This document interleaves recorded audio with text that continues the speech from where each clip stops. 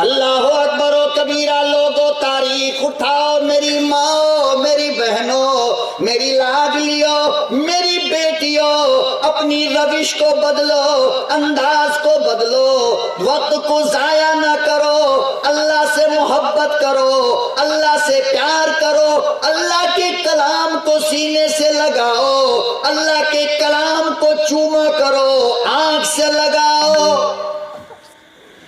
خلیفہ ہارون رشید اپنے زمانے کا بڑا بادشاہ ہے، اپنے زمانے کا بڑا اللہ والا ہے۔ اللہ پاک نے نیک بیوی عطا فرمائی، ملکہ زبیدہ نام ہے۔ ملکہ زبیدہ کے مکان میں 300 نوکرانی کام کرنے والی تھی۔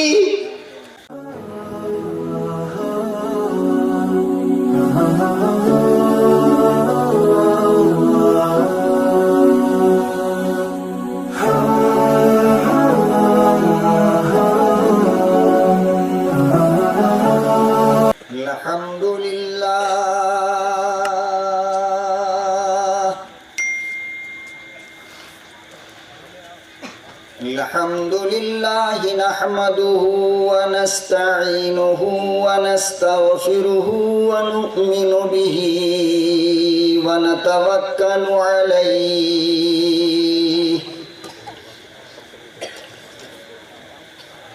ونعوذ بالله من شرور أنفسنا ومن سيئات أعمالنا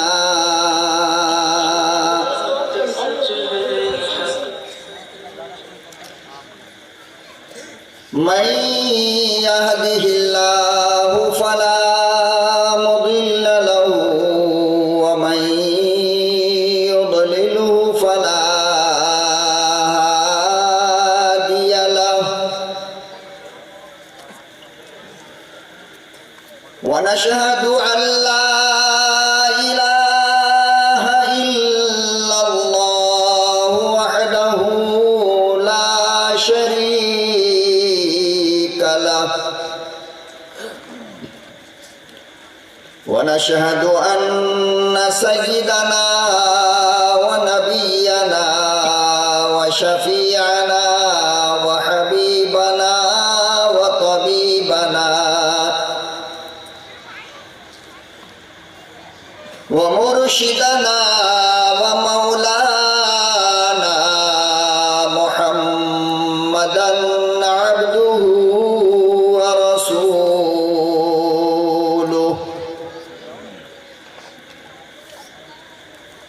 أرسله بالحق بشيرا ونذيرا۔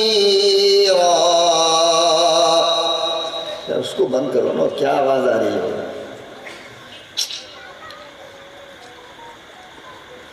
وداعيا إلى الله بإذنه وسراجا منيرا۔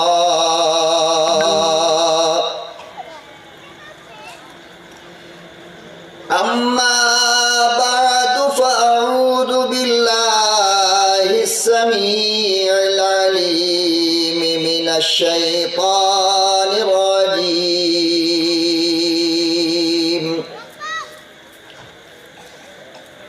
بسم الله الرحمن الرحيم۔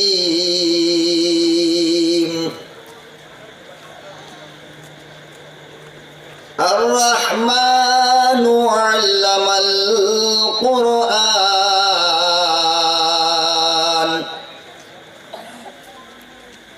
وقال النبي صلى الله تعالى عليه وسلم: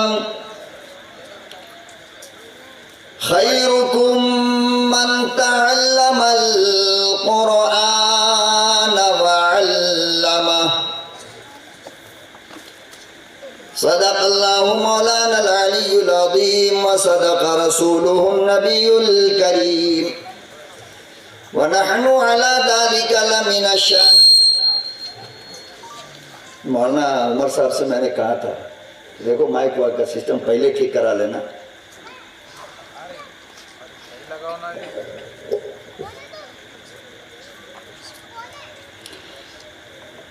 صدق اللہ مولانا العلی العظیم وصدق رسولہ النبی الکریم ونحن على ذلك لمن الشاهدين والشاكرين والحمد لله رب العالمين.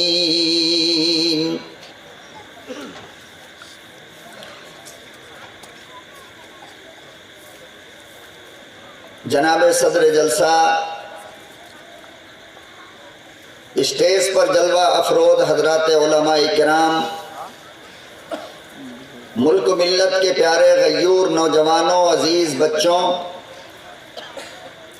پردہ نشیں میری لاڈلی ماں اور بہنوں،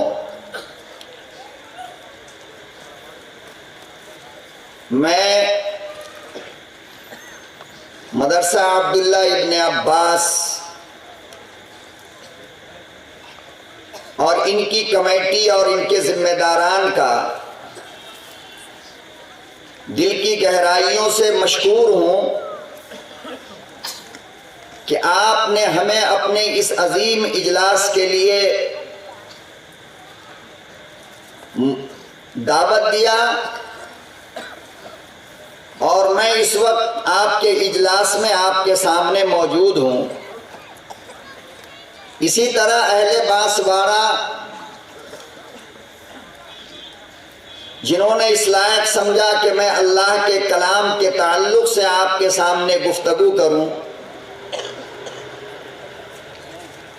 میں بانسواڑہ کے عوام کا بھی شکر گزار ہوں کہ آپ نے محبت کی دولت عطا فرمائی اور اپنے پیار اور اپنے محبت سے نوازا۔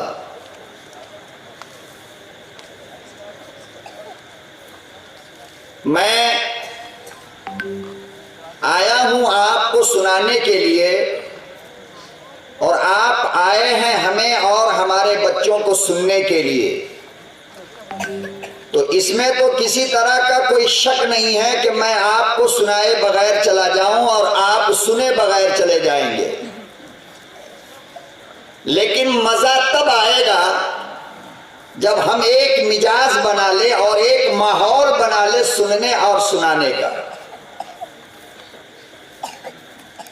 آپ نے جو حال اس وقت پیدا کر رکھا ہے، اس طرح تو کوئی بیوی اپنے شوہر کی بات نہیں سنتی ہے۔ مثال کے طور پر آپ گھر جائیں اور آپ اپنی محترمہ سے کوئی بات کہیں اور آپ کی محترمہ دور جا کر کے کھڑی ہو جائے تو آپ کو غصہ نہیں آئے گا؟ یہ جو اس طرح مجمع منتشر ہو جاتا ہے، یقین جانیے اگر آپ کھانے پینے میں کمی کر دے تو بولنے والے کو کوئی شکایت نہیں ہوتی، لیکن گفتگو کے وقت اگر آپ اس طرح بکھر جاتے ہیں تو اس کا دل پھٹ جاتا ہے، بہت تکلیف ہوتی ہے۔ اس لیے کب سے مولانا کہہ رہے ہیں کہ بھائی سامنے آ جاؤ یار، سامنے آ جاؤ۔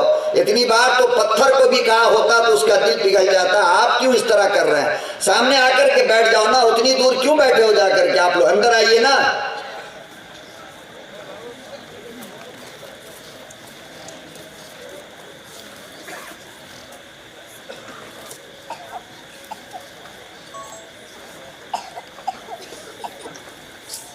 ارے کرسی لے کے آگے آ جاؤ بھائی، کرسی اٹھا لو اپنی، آؤ کرسی اٹھا کے آگے آ جاؤ، آ جائیے، آ جاؤ ادھر سے۔ آپ ادھر کون لوگ بیٹھے ہیں بھائی؟ آئیے اٹھ کر کے ادھر آ جائیے، آ جاؤ، ہاں یہیں بیٹھو۔ تھوڑا مائک کی آواز بڑھا دو بھائی۔ تو کہاں چلے گا مولانا عمر صاحب بیٹھا کر کے؟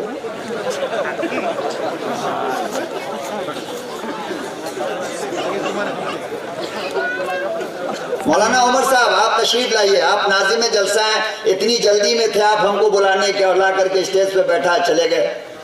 آئیے ادھر آئیے آپ۔ ماشاءاللہ ناظم جلسے کا دولہا ہوتا ہے، اور بغیر نکاح کے دولہا اٹھ کے بھاگ گیا تو بتائیے۔ اب تک تو نکاح کی تیاری ہوئی ہے نا، نکاح تو اب ہوگا۔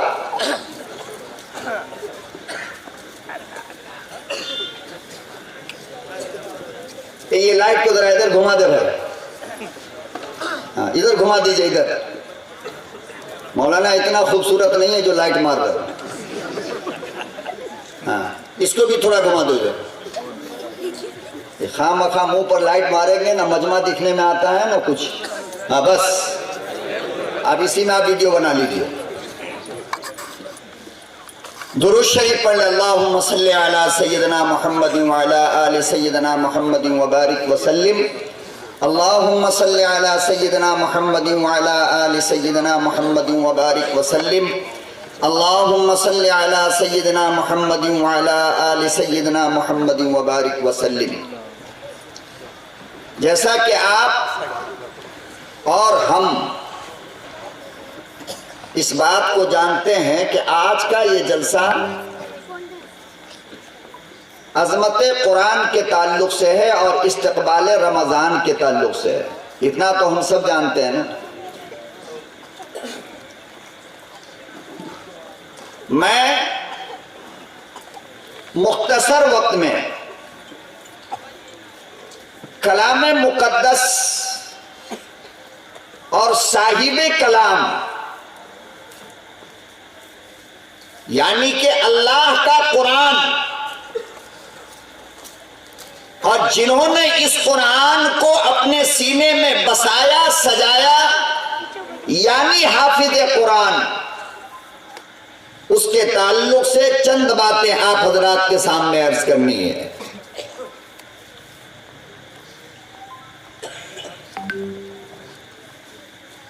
یہ قرآن اللہ کا کلام ہے. کیا یہ اللہ کا کلام ہے اور یہ قرآن اللہ کی کتاب ہے. یعنی کہ قرآن کریم کتاب اللہ بھی ہے اور کلام اللہ بھی ہے. اللہ کا کلام بھی ہے یعنی اللہ کی آواز، اور اللہ کی کتاب بھی ہے یعنی کاغذ میں لکھی ہوئی ایک چیز جو لکھی جائے اس کو کتاب کہتے ہیں، جو بولی جائے اس کو کلام کہتے ہیں. قرآن کی خصوصیت یہ ہے کہ یہ اللہ کا کلام بھی ہے اور اللہ کی کتاب بھی ہے. کیا ہے؟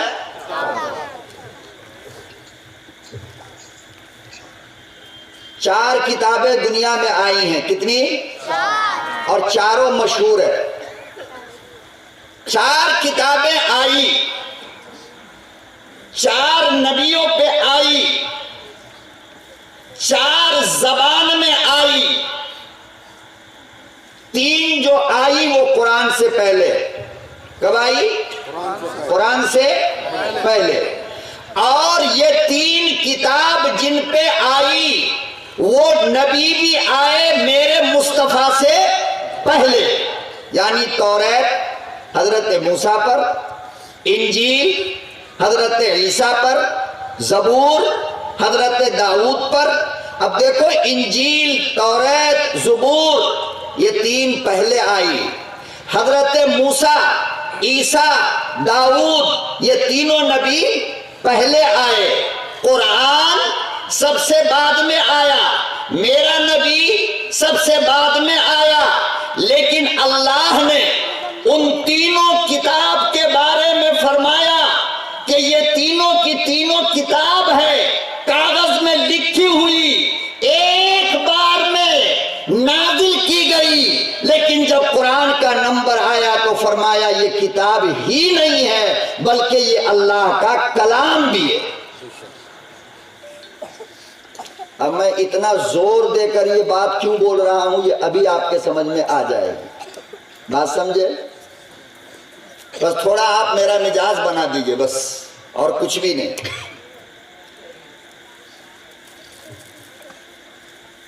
توریت، انجیل، زبور یہ صرف کتاب ہے. کیا ہے؟ اور کتاب اسے کہتے ہیں جو کاغذ پہ لکھی جائے. تو آپ اور ہم اچھی طرح جانتے ہیں کہ صرف کاغذ پہ جو چیز لکھی جائے گی وہ پرانی بھی पुरानी भी होगी, एक्सपायर भी होगा, तो वो फटेगा भी, वो गलेगा भी, उसमें चेंजिंग भी हो सकती है ना। लेकिन जो चीज कलाम होती है, यानी जो बोला जाए, तो बोलने वाला जब तक रहेगा उसकी बोली भी रहेगी या नहीं रहेगी? आप बताओ, बोलने वाला जब तक रहेगा उसकी बात भी रहेगी ना। तौरात, इंजील, ज़बूर के बारे में अल्लाह ने कहा कि ये मेरी किताब है कागज में लिखी हुई, लेकिन कुरान के बारे में कहा कि ये सिर्फ किताब नहीं है बल्कि ये मेरा कलाम है, मेरी गुफ्तगू है। और उलमा से पूछो, आप पूछ लो बैठे हुए हो कि जब तक के मुतकल्लिम रहेगा, जब तक के उसका कलाम रहेगा, जब मुतकल्लिम मरेगा तो उसका कलाम बंद होगा। बात समझे नहीं समझे ना? अभी पल्ले नहीं पड़ी, अब आगे चल के पल्ले पड़ेगी, मुझे पता है। बोलने वाला जब तक रहता है उसका कलाम भी रहता है, बोलने वाला जब मर जाता है तो कलाम भी, अरे बोलिए ना। बांसवाड़ा का कोई आदमी अल्लाह ना करे कि मर जाए, हम तो यही कहेंगे भाई कोई ना मरे। आदम अलैहिस्सलाम की उम्र अल्लाह आप सबको अता फरमा दे, ताकि कुछ दिन और बेईमानी कीजिए, कुछ दिन और झूठ बोलिए, कुछ दिन और ज़िना कीजिए, कुछ दिन और नमाज छोड़िए, कुछ दिन और बदतमीजी कीजिए, कुछ दिन और इमाम साहब को सताइए। लंबी उम्र अल्लाह आपको दे दे। आमीन को देखो, आमीन करो। उमर साहब आपने क्या सीखा? आकाए दो जहां सल्लल्लाहु अलैहि वसल्लम ने फरमाया मेरे भाई कि जब अल्लाह से लंबी उम्र मांगो, उम्र में बरकत मांगो, तो उसके साथ ये भी कहा करो अल्लाह आफियत के साथ लंबी उम्र दीजिए, गुनाहों से बचा कर। अगर आइंदा भी हमारी किस्मत में गुनाह है तो अभी मौत दे दे, लेकिन उम्र अगर बड़ी दे तो उसके साथ नेकी की तौफीक भी हमें अता फरमा। तो देखो, बात जो मैं कह रहा हूं वो तो है मुश्किल, लेकिन जब आप समझेंगे तो आपके दिमाग का दरवाजा खुलेगा। यार कितनी बड़ी बात मौलाना बोल गए, अल्लाह अकबर। तौरात, इंजील, ज़बूर ये किताब है, कलाम नहीं है, कागज में लिखा है। बात समझे? कुरान ये अल्लाह का कलाम भी है और अल्लाह की किताब भी है। तो कलाम किसको कहते हैं कि जब तक बोलने वाला जिंदा रहेगा कलाम उसका जिंदा रहेगा, जब बोलने वाला मरेगा तो कलाम उसका मरेगा। जब ये बात मुसलमानों तुमको समझ में आ गई तो फिर दुनिया के इन कुत्तों से साफ लफ्जों में कह दो जो कुरान करीम पर भूखते हैं कि कान खोल करके सुन ले, ये कुरान मेरे रब का कलाम है और जब तक मेरे अल्लाह को मौत नहीं आएगी कुरान नहीं मिट सकता है। अब अल्लाह को मौत है, तो जब अल्लाह को मौत नहीं तो कुरान को भी मौत।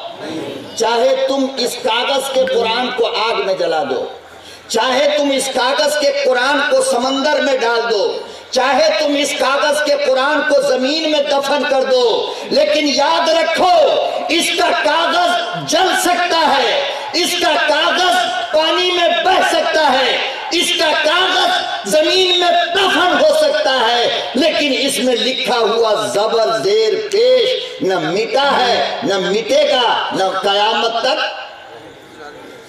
मिटेगा। ये अभी आया ना हमारा एक छोटा सा बच्चा, क्या नाम है तेरा? खड़ा हो, देखो इसको गौर से देख लो, गौर से देखो कितनी उम्र है मौलाना इसकी? सिर्फ 7 साल की उम्र है, हिफ्ज कर रहा है। कितने पारे हुए बेटे? देख लो इनको, 16 साल की उम्र है 7 سال کی عمر اور حافظ بن گیا 16 پارے کا. کتنے کا؟ کوئی مائی کا لال دنیا میں ایک چھوٹی پتلی سی کتاب کا حافظ مجھے لا کر کے بتا دو جس کی عمر 10 سال 20 سال 25 سال کی ہے، بتا دو مجھے. تو تم نے کاغذ کو جلایا نا، ارے بولو نا، کاغذ کو نہ جلایا، تم نے کاغذ کو پانی میں رکھا نا، تم نے کاغذ کو زمین میں دفن کیا نا، لیکن میرے اس 7 سال کے بچے کا کیا کرو گے کہ جس نے اپنے دل کی میموری پر اللہ کا کلام لکھ لیا ہے، اور ایسا ایک نہیں بلکہ دنیا میں اربوں خرب بچے ہیں جس کے سینے پہ قرآن لکھا ہوا ہے. لیکن توریت کا حافظ یہ ہے دنیا میں؟ نہیں. انجیل کا حافظ ہے دنیا میں؟ نہیں. زبور کا حافظ ہے دنیا میں؟ نہیں. کیوں؟ اس لیے کہ توریت انجیل زبور کی حفاظت کی ذمہ داری اللہ نے نہیں لیا، قرآن کی حفاظت کی ذمہ داری لیا ہے. لہذا کبھی ایسا بھی ہوتا ہے کہ بچہ دنیا میں آیا تو ماں کے پیٹ سے قرآن کا حافظ بن کر آیا. کیا بن کر آیا؟ لیکن ویسا بچہ پیدا کرنے کے لیے فاطمہ جیسی امی کا ہونا ضروری ہے. کیسی؟ ارے یار اتنا خاموش سنتے ہو آپ لوگ. فاطمہ جیسی امی ہوگی تو حسین جیسا بیٹا آئے گا. امی جب ہمیں پیٹ میں لے کر سیریل دیکھے گی تو قرآن کا حافظ کہاں سے پیدا ہوگا؟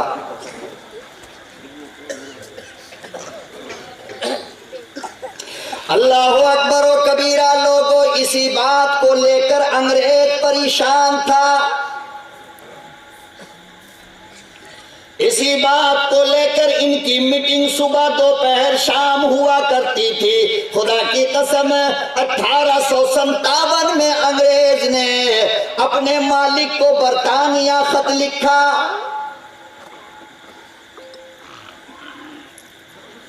برطانیہ کی حکومت نے کارگزاری مانگی کہ یہ تو بتاؤ اتنا وقت کیوں لگ رہا ہے، ہندوستان آزاد کرنے میں اتنی پریشانی کیوں ہو رہی ہے.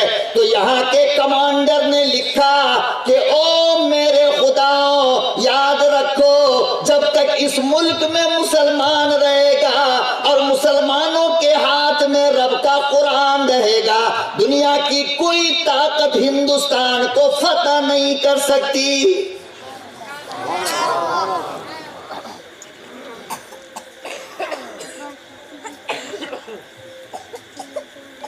انگریز کا بھی یہ عقیدہ تھا کہ جب تک اس ملک میں مسلمان ہے اور جب تک اس ملک میں قرآن ہے ہندوستان کو جیتا نہیں جا سکتا. اور یہی ڈر مولانا آج کی حکومت کو بھی ستا رہی ہے. اسی لیے دیکھو ان کو جب جب کھجلی ہوتی ہے تو کبھی مسجد کو کہہ دے گا یہاں گڑبڑ ہے، کبھی مسلم پرسن اللہ میں آ کر کہے گا یہ قانون غلط ہے، کبھی قرآن غلط ہے، کبھی یہ غلط کبھی وہ غلط. اس حکومت کو بھی پتا ہے کہ قرآن کریم سے مسلمان کا رشتہ جب تک رہے گا یہ قوم زندہ رہے گی. اگر اس قوم کو تباہ و برباد کرنا ہے تو پہلے اس کا رشتہ قرآن سے توڑو. اور وہ کامیاب بھی ہو رہی ہے، حکومت کامیاب بھی ہو رہی ہے. کیسے؟ دیکھو اماں کی شادی میں نانا نے جہیز میں قرآن دیا تھا، 4 بچے ہو گئے، ہم بھی دنیا میں آ گئے. نانا نے جہیز میں بستر دیا، یوز ہو گیا. برتن دیا، مندی بن گئی، اس میں کھانا بن گیا. سونا چاندی دیا، گلے میں آ گیا، بازار میں چلا گیا. 4 5 بچے ہو گئے، جہیز کا ہر سامان استعمال ہو گیا، مگر میری ماں نے قرآن آج تک نہیں کھولا. وہ نانا نے اپنے ہاتھ سے بند کر کے جیسے دیا تھا آج تک الماری میں اوپر ایسے ہی. تو دیکھو اللہ کے قرآن سے رشتہ ٹوٹا نہیں ٹوٹا؟ ارے بولو بھائی. ٹوٹا یا نہیں ٹوٹا؟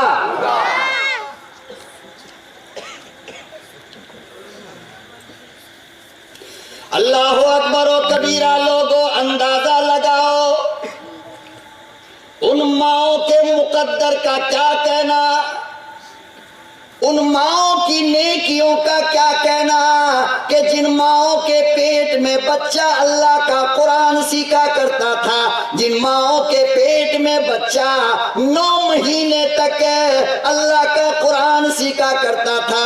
اسی لیے امام الانبیاء محبوب کبریا حضرت محمد مصطفیٰ صلی اللہ تعالی علیہ وسلم نے ارشاد فرمایا کہ ماں کا گود سب سے پہلا مدرسہ ہے۔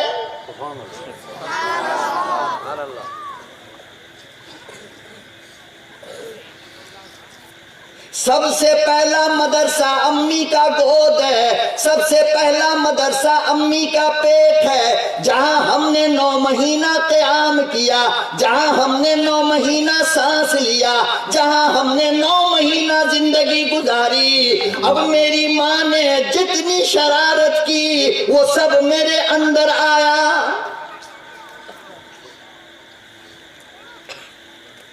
ماں 9 مہینہ قرآن پڑھے گی تو بچہ قرآن کا حافظ ہوگا، ماں 9 مہینہ بدمعاشی کرے گی، جھوٹ بولے گی، بچہ جھوٹا ہوگا، ماں 9 مہینہ بے حیا بن کر رہے گی، بچہ بے حیا ہوگا، ماں 9 مہینہ حرام کھائے گی تو بچہ حرام خور پیدا ہوگا، ماں 9 مہینے تک اپنے نظر کی حفاظت کرے گی تو بچہ بھی نظر کی حفاظت کرنے والا ہوگا۔ یہ نہیں ہو سکتا کہ اماں نیک ہو اور بچہ بد ہو، یہ نہیں ہوتا، یہ اللہ کے قانون کے خلاف ہے۔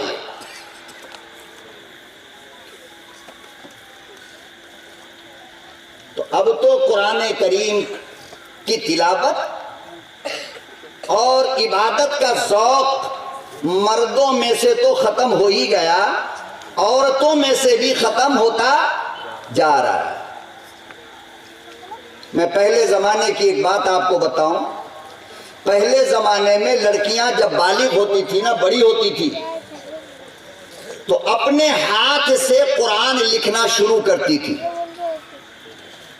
9 سال کی 10 سال کی لڑکی ہوئی اور فوراً کیا کرتی، اپنے ہاتھ سے قرآن لکھنا شروع کر دیتی تھی، یہاں تک کہ جب اس کے نکاح کا وقت آتا تو قرآن کریم کا نسخہ ہاتھ سے لکھا ہوا مکمل ہوتا تھا۔ بات سمجھ میں آ رہی؟ یہاں بہت الٹی سیدھی کہیں اور کی بات کر رہے ہیں، آپ سے آپ کی بات کر رہے ہیں نا۔ جب بچی بالغ ہوتی تو قرآن لکھنا شروع کرتی، جب نکاح کا وقت آتا تو قرآن مکمل ہو جاتا، پھر وہ قرآن بچی کو جہیز میں دیا جاتا تھا اور اس کے اوپر لکھا ہوتا تھا کہ بچی کے ہاتھ کا لکھا قرآن ہے۔ یہ علامت اس بات کی ہوتی تھی کہ بچی پڑھی لکھی ہے۔ اب ہماری بچیوں کو آئی فون دیا جاتا ہے جہیز میں، یہ علامت اس بات کی ہے کہ بچی 420 ہے۔ بچی نائٹ سروس میں رہتی تھی، یہی علامت ہے، اور کیا ہے؟ ارے مسلح علامت ہے کہ بچی نمازی ہے، کیا علامت ہے؟ یہی ہے نا۔ اور جہیز میں شراب کی بوتل دینا کیا بتا رہی ہے؟ کہ بچہ شرابی ہے یا بچی شرابی ہے۔ جب باپ قرآن کریم جہیز میں دیتا، جب بچیاں اپنے ہاتھ سے اللہ کا قرآن لکھ کر کے لاتی تو علامت یہ ہوتی تھی کہ بچی قرآن کریم پڑھنا جانتی ہے۔ اب تم قرآن نہیں دیتے بلکہ آدھا کلو سونا کا زیور دیتے ہو، یہ علامت اس بات کی ہوتی ہے کہ بچی دولت کی پجاری ہے، بچی سونا کی عبادت کرنے والی ہے۔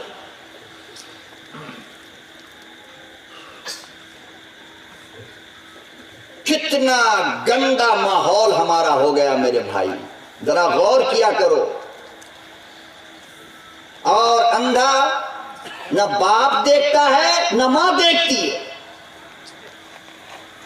اور یہ گدھا باپ کیا دیکھے گا؟ سارا دن بازار میں رہ کر گھر آیا ہونا یہ تھا کہ بچے سے کھیلتا، بیوی سے باتیں کرتا، ایک کونے میں چلا جائے گا، موبائل لے کر کے بیٹھا رہے گا جیسے کہ اس کی پہلی بیوی یہی ہے۔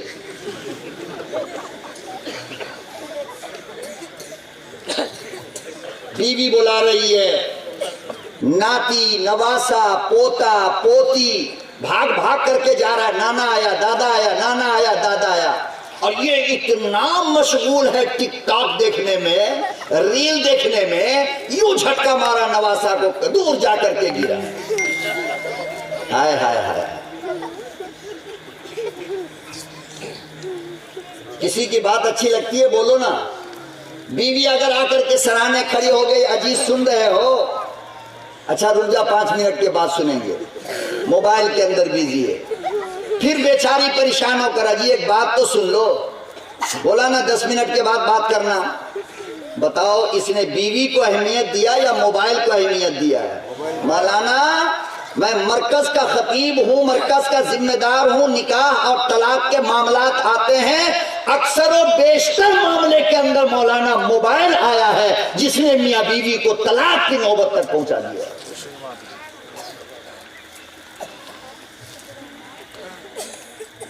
بہت سارے لوگ ہمیں فون کرتے ہیں، مولانا صبح سے شام تک فون لگا رہا ہوں، خالی بزی بزی بزی بزی بتاتا ہے، حالانکہ ہم بزی ہوتے نہیں ہیں، موبائل جیب میں، لیکن وہ کمپنی نیٹ ورک کی بدماشی سے بزی بول دیتا ہے۔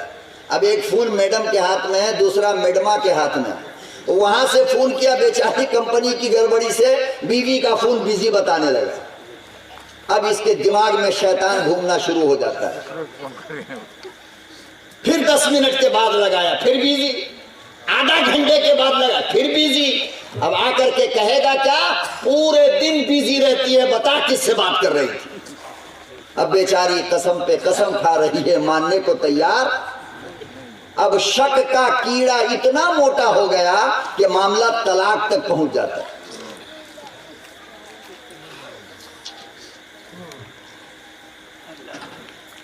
اللہ اکبر و کبیرہ، لوگو تاریخ اٹھاؤ، میری ماں میری بہنوں، میری لاڈلیوں، میری بیٹیوں، اپنی روش کو بدلو، انداز کو بدلو، وقت کو ضائع نہ کرو، اللہ سے محبت کرو، اللہ سے پیار کرو، اللہ کے کلام کو سینے سے لگاؤ، اللہ کے کلام کو چوما کرو، آنکھ سے لگاؤ۔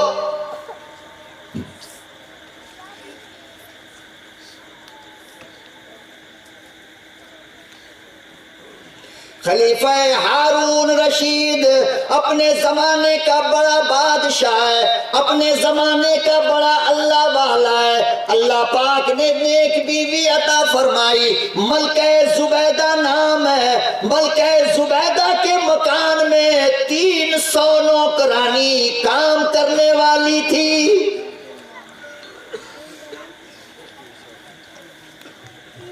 کتنی؟ بادشاہ کی بیوی ہے۔ اور یہ ملکہ زبیدہ کون ہے؟ ہماری ماں، ہماری بہن، ہماری بیٹی اگر 200,000 روپیہ چندہ دے دے تو مولانا عمر کو مائک پر اعلان کرنا پڑے گا، فلانے کی اماں نے 2000 دیا۔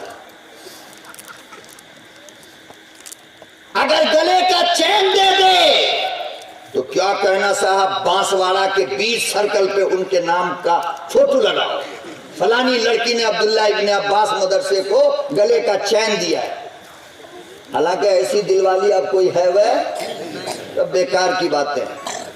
ملکہ زبیدہ میرے بھائیوں اس عورت کا نام ہے جس نے عراق سے لے کر کے مکہ اور مدینے تک نہر کھودوایا تھا حاجیوں کو پینے کا پانی دینے کے لیے۔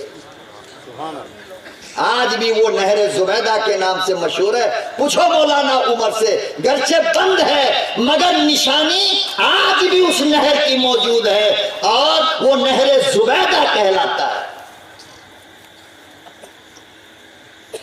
بیوی کس کی ہے؟ یار آپ لوگ تو بالکل ایسے سن رہے ہو جیسے گاڑی چوری ہو گئی یا پولیس اسٹیشن میں بیٹھے ہو۔ ارے کچھ اپنی مسکراہٹ مجھے دو یار۔ کچھ میرا ساتھ دیجیے آپ. پورے 1 مہینے ہو گئے مجھے رات دن سفر کرتے کرتے. آپ حوصلہ ہمت دو گے تبھی تو میں آپ سے کچھ بات کروں گا نا. اتنے خاموش کھڑے بیٹھے ہو.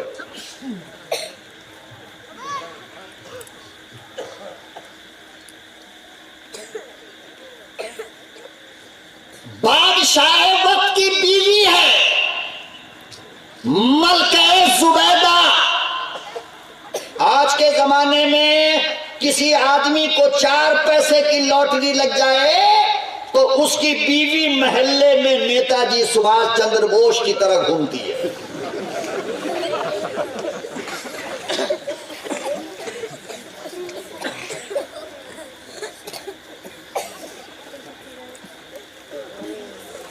اور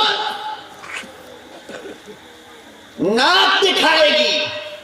میرا شوہر گاڑی لے کر کے آیا ہے. کیا لے کے آیا ہے؟ کار لے کر کے آیا ہے میرا شوہر. میرے شوہر کا یہ شو روم اوپن ہوا ہے. میرے شوہر کی فلانی فیکٹری ہے. میرے شوہر کا فلانا، میرے شوہر کا فلانا.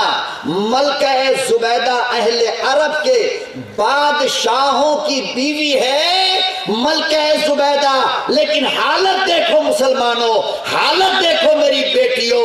اپنے اندر غیرت پیدا کرو میری ماؤں. اپنے اندر شرم، حیا اور عمل کا جذبہ کو پیدا کرو میری بیٹیوں کہ بادشاہ کی بیوی ہے.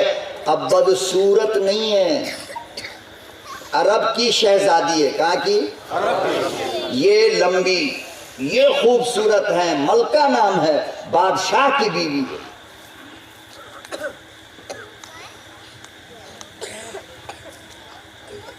سو کے 100% پروردگار عالم نے حسن و جمال کی دولت عطا فرمائی تھی.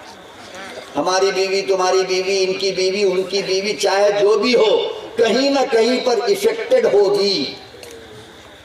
کچھ نہ کچھ کمی اس میں نظر آئے گی.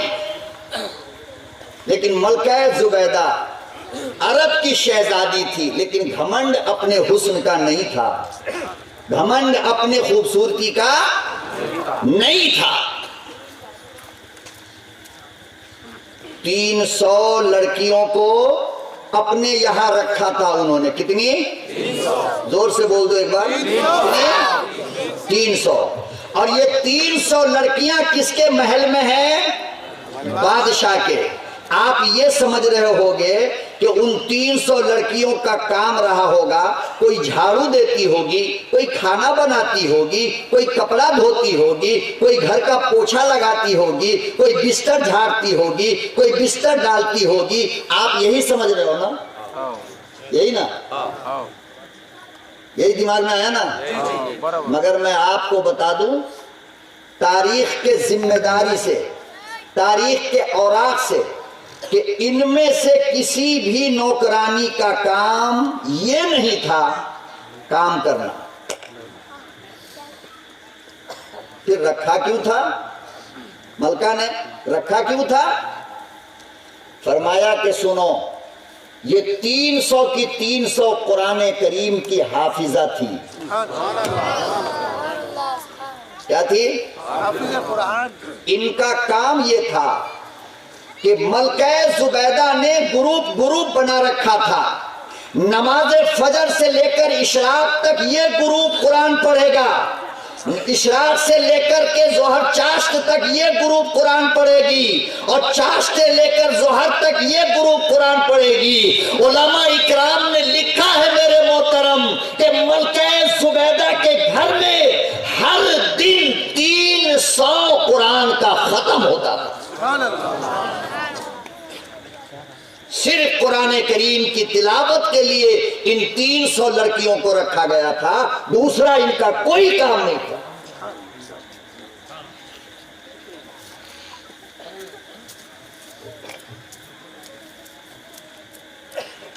اللہ اکبر و کبیرہ. امام شافعی رحمت اللہ علیہ بڑا امام ہے، بڑا علم والا ہے، بڑا اللہ والا ہے، بہت بڑا علامہ ہے. پروردگار عالم نے ایک ہی بیٹی عطا فرمائی، ایک ہی اولاد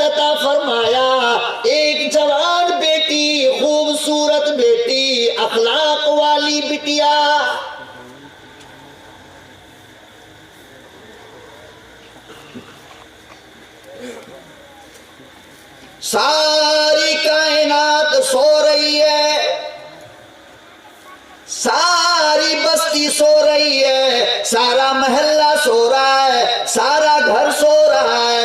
اچانک رات کو امام شافعی کی آنکھ کھلی، بستر سے اٹھے، بیٹی کو دیکھا بستر پر موجود نہیں۔ امام شافعی کا کلیجہ ہل گیا، گئی تو کہاں؟ ہماری صحت پہ کوئی اثر نہیں پڑتا، بیٹی ساری رات جاگ کر چاٹنگ کرتی رہے یا صبح اٹھ کر کے مرتد ہو جائے، غیروں کے ساتھ چلی جائے، ہمیں کوئی فرق نہیں پڑتا۔ مگر نیک لوگ تو اگر ایک لمحہ اپنی بیٹی کو نہ دیکھے تو پریشان ہوں گے نا، بیٹی گئی تو کہاں گئی؟ ہم لوگ تو الحمدللہ اتنے اچھے ابا ہیں، اور ہماری بچی لوگ الحمدللہ اتنی اچھی ہیں کہ صبح 7 سے لے کر مولانا 8 بجے تک ہم بالکل فری چھوڑ دیتے ہیں کالج میں۔ بڑی نیک ہے بیچاری، اللہ والی۔ جب شام کو لوٹی نہیں تو موبائل کا لوکیشن چینج ہو رہا ہے، او ٹھیکیدار صاحب، پتا چلا کہ وہ تو گئے۔ بیٹیوں کو آزادی دیتے ہو، جوان بچیوں کو تمہیں شرم آنی چاہیے، ڈوب مرنی چاہیے جا کر کے تمہیں۔ اور اس آزادی کا نتیجہ ہے کہ آج ہماری بیٹیاں مرتد ہو رہی ہے۔ آزاد موبائل دے دے گا خرید کر کے مولانا بیٹی کو، اور ساری سیٹنگ چل رہی ہے۔ جب چڑیا ہاتھ سے اڑ گئی تب پتا چلا کہ عبداللہ ابن عباس نے مولانا ٹھیک ہی بولا تھا، کاش کہ اس کی بات مان لیا ہوتا۔ لیکن مولانا سے تم کو محبت ہے کہاں؟ گھر بناؤ گے تو اوپننگ کے دن محبت ہوگی، باپ مرے گا تو قرآن خوانی کے لیے محبت ہوگی، بچہ پیدا ہوگا تو اذان کے لیے محبت ہوگی، اور باپ کو دفن کر دو گے تو 40ویں کے لیے محبت ہوگی۔ بیچ میں مولانا ولد ضالین۔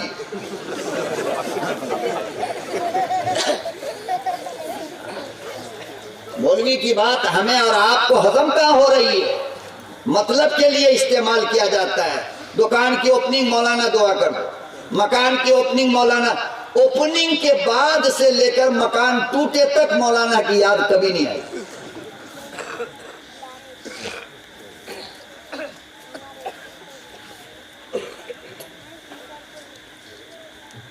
اللہ اکبر و کبیرہ۔ امام شافعی کی بٹیا بستر سے غائب ہے، موجود نہیں۔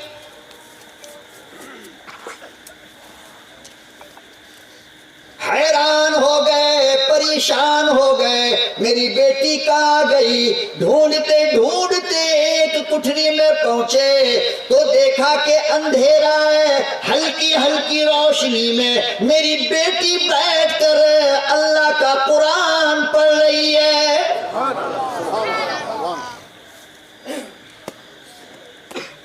کاش کے بانسوارا والو اللہ تمہیں بھی ایسی بیٹی دیتا کہ جب تم سو جاتے بیٹی اللہ کا قرآن پڑھتی، پھر تمہاری آنکھ راتوں کو کھلتی، اپنی نیک بیٹی کو دیکھ کر کلیجہ ٹھنڈا ہوتا، دل کو خوشی ہوتی کہ میرے پروردگار مجھے نیک بیٹی تو نے عطا فرمایا۔ لیکن ہم تو اتنے بدنصیب نکلے صاحب کہ جب بھی رات کو آنکھ کھلی تو دیکھا کہ بیٹی کمبل اوڑھ کر کے واٹس ایپ پہ چیٹنگ کر رہی ہے۔ بتاؤ باپ کو بی پی کی بیماری اور شوگر نہیں ہوگی تو کیا ہوگی؟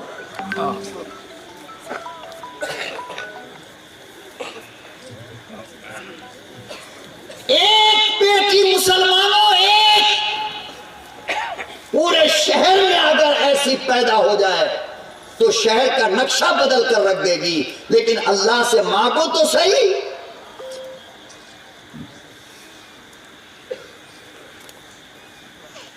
اور مجھے تو میرے بھائیوں صحیح بتاؤں، مجھے تو تعجب ہوتا ہے کہ ایک مسلمان کی بیوی، ایک مسلمان کی بیٹی، ایک مسلمان کی بہو بغیر اللہ کا قرآن پڑھے کچن میں جاتی کیسے؟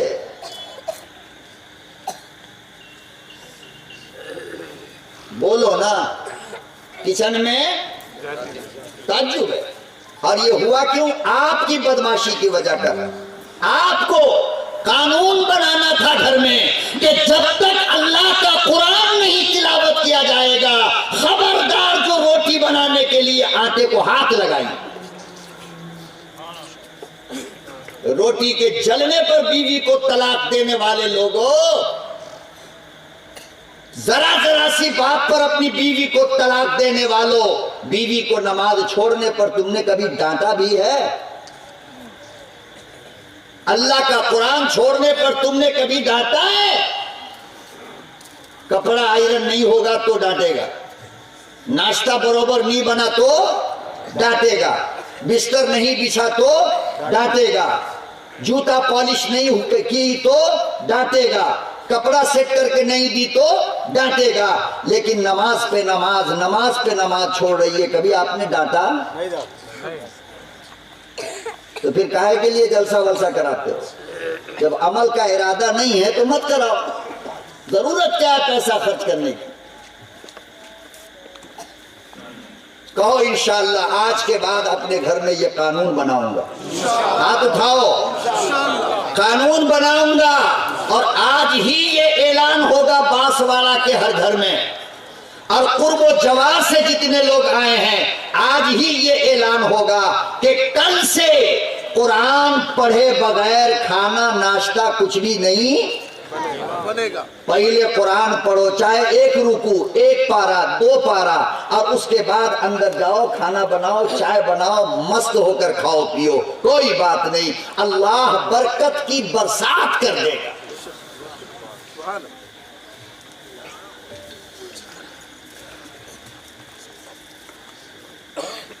زیادہ نہیں، اس فقیر کی اس بات پر 1 مہینہ عمل کر کے دیکھ لو.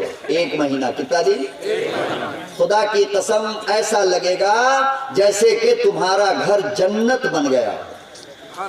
جھگڑا ختم، لڑائی ختم، بے برکتی ختم، شیطان، بھوت، جنات، یہ حضرت، وہ حضرت، یہ دعا، وہ تعویذ، وہ ناریل، وہ کھوپڑا، وہ نیمبو، وہ مرچی، کیا ہے سب؟ لات مارو ان چیزوں کو. اپنے رب کے کلام کی خود تلاوت کرو گھر کے اندر، یہ ساری چیزیں خود بخود نکل جائے گی. میرے مصطفیٰ نے فرمایا کہ جس گھر کے اندر قرآن کی تلاوت،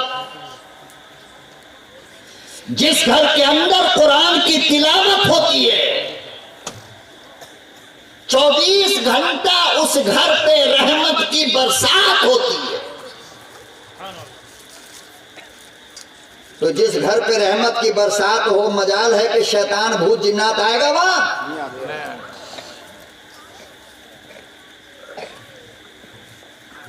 ایک مزاج بنا دو میرے بھائی. میں تمہارا ہاتھ جوڑ کر ریکویسٹ کرتا ہوں، میں اپنی ماں بہن بیٹیوں سے بھی بھیک مانگتا ہوں کہ اپنے گھر کو اسلام کا مرکز بناؤ. قرآن کریم کی صدائیں، پہلے زمانے میں اللہ کی قسم مرد حضرات جب مسجد سے نماز پڑھ کر کے نکلتے تھے تو مسلمان کے گھروں سے شہد کی مکھیوں کی آواز کی طرح خواتین کے قرآن کی آواز آتی تھی. بیٹی پڑھ رہی ہے، بیوی پڑھ رہی ہے، بہو پڑھ رہی ہے، سب مل کے پڑھتے تو گھن گھن گھن گھن شہد کے مکھی کے جیسی آواز آتی تھی. بات پتا چلتا تھا کہ اس گھر میں رب کا قرآن پڑھا جا رہا.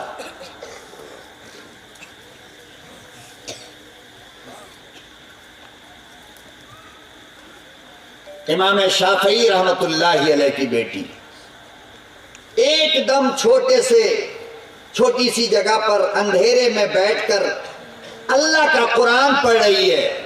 امام شافعی تشریف لے گئے اور سنو مسلمانوں، میری بیٹیوں، میری لاڈلیوں، میری ماں بہنوں، ماتر 16 یا 17 سال کی جوانی تھی، جوان لڑکی ہے. لائٹ نہیں، روشنی نہیں، چراغ جلا کر کے قرآن پڑھ رہی ہے. ایسے اللہ اکبر و کبیرہ. امام شافعی رحمت اللہ علیہ نے ارشاد فرمایا، میری بیٹی، او میری لفتے جگر، نور نظر بستر اتنی کم روشنی میں قرآن کریم پڑھ رہی ہو، مجھے ڈر لگتا ہے کہیں آنکھ کی روشنی نہ چلی جائے، اس لیے تھوڑی دیر سویا کرو پھر اٹھ کر تلاوت کرو۔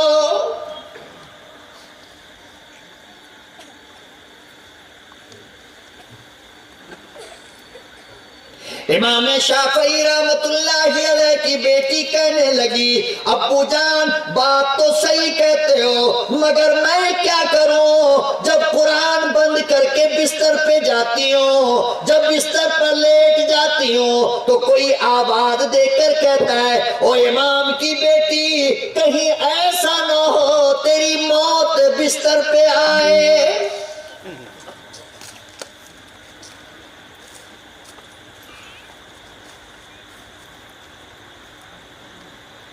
کہنے لگی ابو جان جب یہ بات میرے کانوں تک آتی ہے میں گھبرا کر اٹھ جاتی ہوں اور پھر قرآن کریم کی تلاوت شروع کر دیتی ہوں۔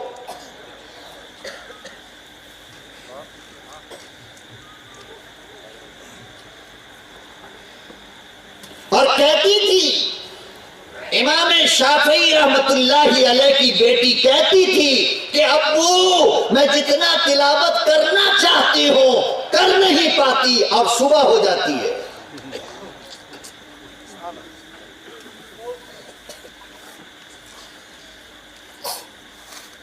محبت کرو قرآن سے، کسے؟ قرآن سے محبت کرو، قرآن والے سے محبت کرو۔ قرآن والا کون ہے؟ قرآن والا کون ہے؟ اللہ۔ اور اللہ کا نائب زمین پر کون ہے؟ یہ چھوٹا سا بچہ۔ اِنَّا نَحْنُ مولانا یہاں ماحول نہیں ہے میرے خیال سے زیادہ دیر تک کا، زبردستی مت کروائیے، لوگ اٹھک بیٹھک شروع کر دیں، اچھا نہیں ہے۔ 11 بج گیا میرے خیال سے، اب ختم کروا لیجیے، 1 گھنٹہ ہو گیا، کیا خیال؟ مزاج نہیں ہے لوگوں کا تو پھر بیٹھانا اچھا نہیں ہے۔ میں سمجھتا ہوں شاید 11 تک چلتا ہے پروگرام۔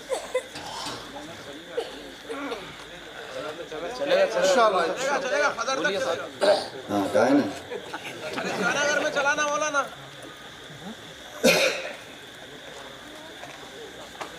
اٹھنے بیٹھنے سے میرا مزاج ذرا گڑبڑ ہو جاتا ہے بھائی، بالکل صاف بات۔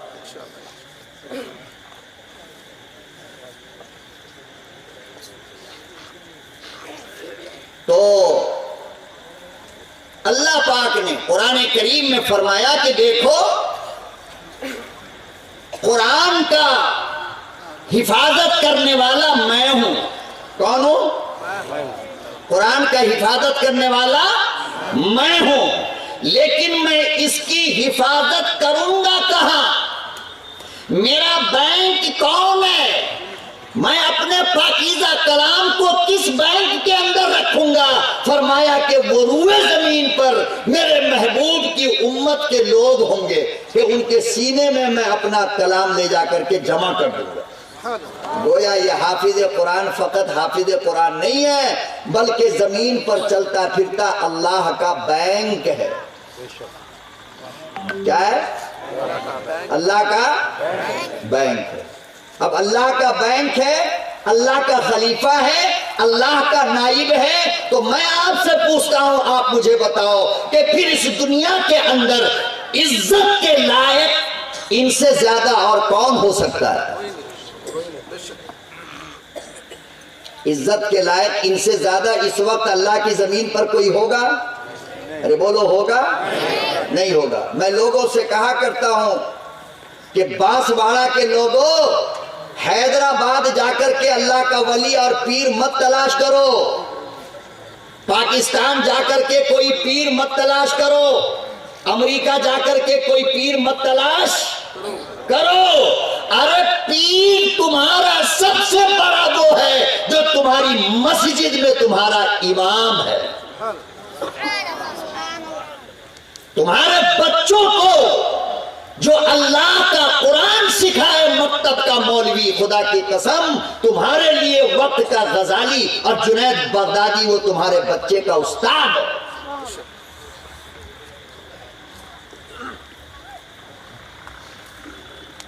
جس نے تمہارے بچے کو بیٹھ کر پیشاب کرنے کا طریقہ بتایا، تو یہ تمہارا پیر نہیں ہوا؟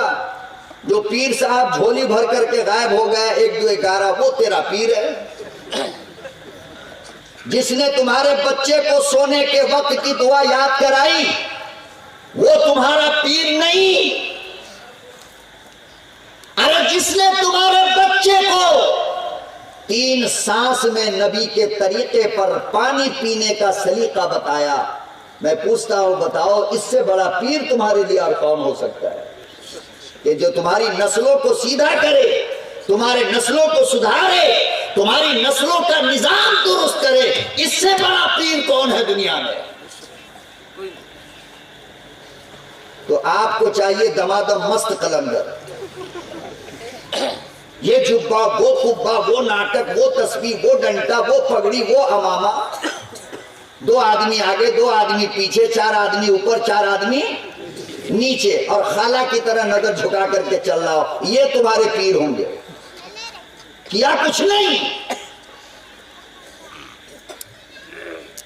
بیٹھ کر پیشاب کرنا یہ مولوی سکھائے، 3 سانس میں پانی پینا یہ مکتب کا مولوی سکھائے، الف سے لے کر یا تک قرآن پڑھنے کا طریقہ یہ مسجد کا مؤذن تمہارے بچے کو سکھائے، اور پیر تلاش کرتے ہو حیدرآباد جا کر کے؟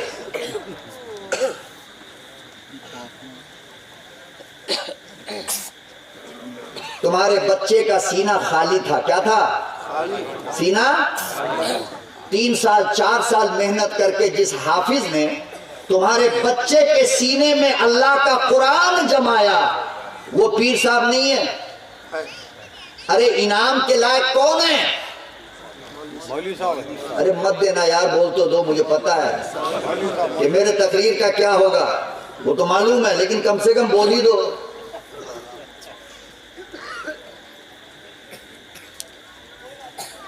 سینہ خالی تھا، 30 پارہ اس سینے کے اندر لے جا کر کے جس نے رکھا ہے، آپ بتاؤ کہ دنیا کے سب سے بڑے انعام کا مستحق وہ حافظ تھا، وہ استاد ہے یا نہیں ہے؟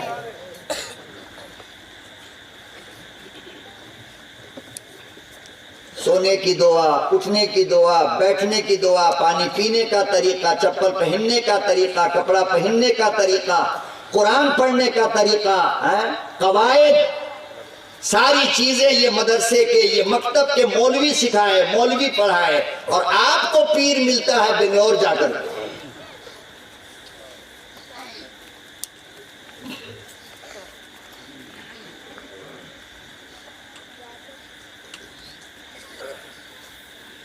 کبھی کبھی بڑا افسوس ہوتا ہے مولانا، ہماری قوم پر رونا آتا ہے۔ مدینے سے ایک حاجی صاحب رومال لا کر کے دیتے ہیں، ہے نا، اور کہتے کیا ہے کہ بھائی مدینہ گیا تھا عمرہ کرنے کے لیے، مدینے سے رومال لے کر کے آیا ہوں۔ آپ نے وہ رومال دیا، ہاتھ میں لیا اور لے کر کیا کرتے ہو؟ اس کو چومتے ہو، نہیں چومتے؟ آنکھ سے لگاتے ہو، نہیں لگاتے؟ کیا بول کر کے کہ میرے مصطفیٰ کے شہر سے آیا ہے، یہی بولتے ہو نا، میرے مصطفیٰ کے شہر سے آیا ہے، حالانکہ تم یہ بھی جانتے ہو کہ وہ رومال مدینے میں بنا نہیں ہے، بلکہ وہ جاپان سے آیا ہے، وہ چائنا سے آیا ہے۔ مدینے میں، مکے میں رومال بنتا ہے؟ مدینے کا رومال، چائنا کا رومال مدینے میں گیا، مدینے سے واپس آیا تو اسے چوم لیا، کیا بول کر کہ مصطفیٰ کے شہر کی ہوا لگی ہے اس کو۔ کسی نے ٹوپی لا کر کے دیا مدینے سے، اس پر اسٹیکر لگا ہوا ہے میڈ ان جاپان، پھر بھی اس ٹوپی کو آنکھ سے لگاتا ہے بندہ، چومتا ہے کہ مصطفیٰ کے شہر کی ہوا لگی ہے، اس لیے یہ ٹوپی بابرکت ہے، چوم لیا جاتا ہے۔ ایک کھجور ملتا ہے بانسواڑہ کی دکان میں، ایسے کھایا اور گٹھلی کو اٹھایا نالی میں پھینک دیا، لیکن ایک حاجی صاحب 3 کھجور لا کر کے دیتا ہے۔ سچی بات بتاؤ، کھانے کے بعد اس کی بیج کو کیا کرتے ہو؟ اٹھا کر رکھتے ہو نا، کہ یہ مصطفیٰ کے شہر کا کھجور ہے، گٹھلی بھی بابرکت ہے۔ اللہ اکبر و کبیرہ، لوگوں ذرا مجھے فیصلہ کر کے بتاؤ،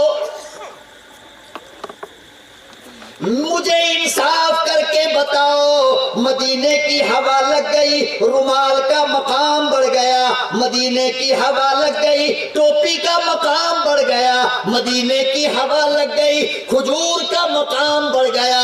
میں تم سے پوچھتا ہوں کہ جو قرآن مصطفیٰ پہ نازل ہوا، اس قرآن کو جس نے سینے سے لگایا، اس کا مقام کتنا بڑا ہوگا؟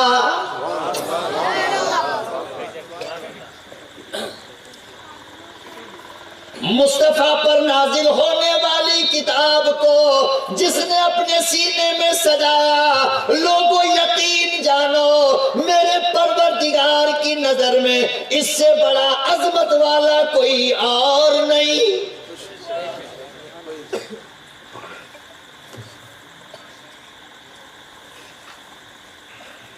یہ الگ بات ہے کہ آج ان کی قدر ہماری نظر میں نہیں ہے، ان کی عظمت ہماری نظر میں نہیں ہے۔ ارے یہ کہہ کر ان کو اپنی بیٹیاں دینے سے تم ظالموں انکار کر دیتے ہو کہ یہ 10,000 15,000 والا میری بیٹی کو کیسے رکھے گا؟ ارے بے غیرت اور بے شرم مسلمانوں، مجھے اتنا بتاؤ کہ تمہاری بیٹی جب قرآن کریم کے سینے سے لگی ہے تو بتاؤ تو صحیح، یہ بستر اور یہ انسان تمہاری بیٹی کے لیے بابرکت ہے یا وہ انسان جو اربوں روپیہ کماتا ہے تیری ماں بہن کی صبح شام گالیاں دیتا ہے؟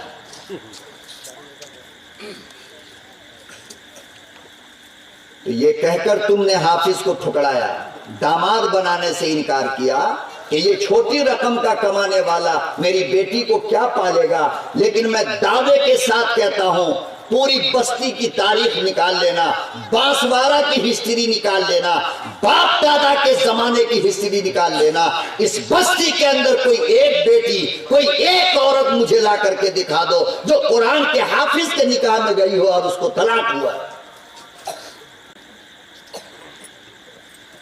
کیا بات کرتے ہو یار؟ کب اپنے دماغ کا آپریشن کرو گے؟ کب اپنے دماغ کے بھیجے کو سمجھاؤ گے؟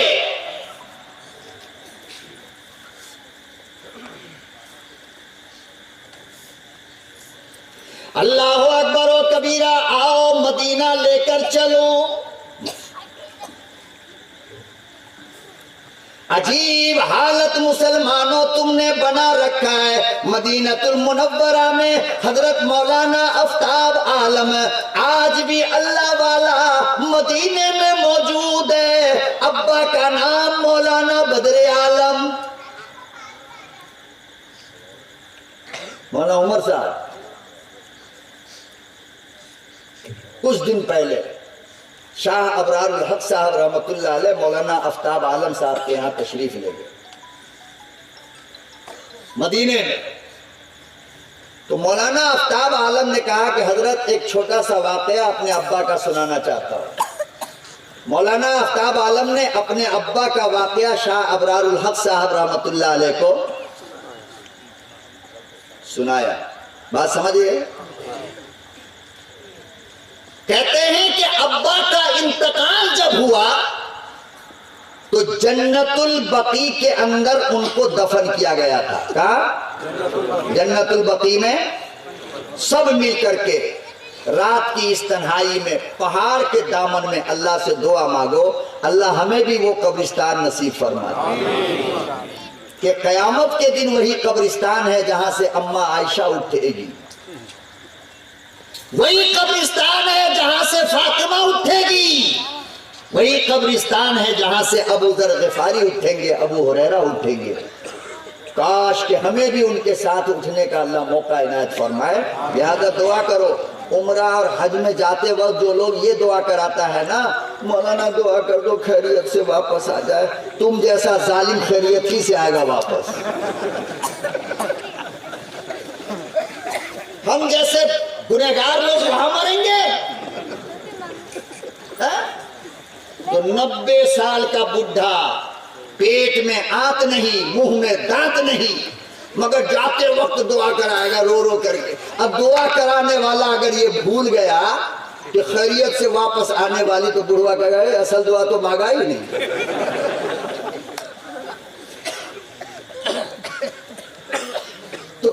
ہم لوگ بدنصیب ہیں، لکی چانس کھو دیتے ہیں۔ کیا بول کر کے جانی چاہیے یہاں سے؟ اللہ مدینے کی موت عطا فرما، مصطفیٰ کے شہر کی موت عطا فرما۔ ارے یار سوچ کے تو دیکھو، میرے مصطفیٰ کے روضے سے جنت البقیع کی دوری میرے خیال سے زیادہ سے زیادہ 15-20 قدم کی مولانا، یہی نا؟ وہ کتنا مقدر کا سکندر ہوگا یار، جو مصطفیٰ کے بازو میں قیامت تک کے لیے سو جائے۔ تو خیریت سے پھر انڈیا ہوگے اٹلی دھوسا کھانے۔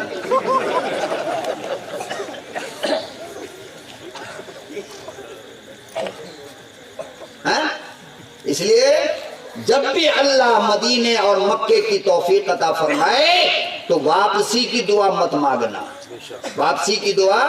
شیخ زکریا رحمت اللہ علیہ کے بارے میں لکھا ہے کہ ساری زندگی تہجد میں، اشراق میں، اوابین میں، چاشت میں، فرائض میں، واجبات میں، نوافل میں، تلاوت میں ایک ہی دعا کرتے رہے، میرے مالک شہر مصطفیٰ کی موت عطا فرما۔ ہندوستان جب آتے دورے میں اور تھوڑا بھی سر میں درد ہوتا تو اپنے لوگوں سے کہتے کہ بھائی مجھے جلدی لے کر کے واپس چلو، میرے سر میں درد ہو رہا ہے، کہیں ہندوستان میں میری موت نہ آ جائے۔ اور ہم لوگ دعا کراتے ہیں ہندوستان واپس آئے۔ آؤ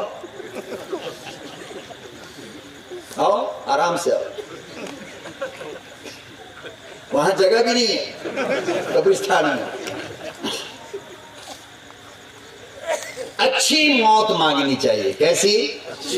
میرے پروردگار عالم خانہ کعبہ کا غلاف میری آنکھوں کے سامنے ہو، یہ لیجئے سر،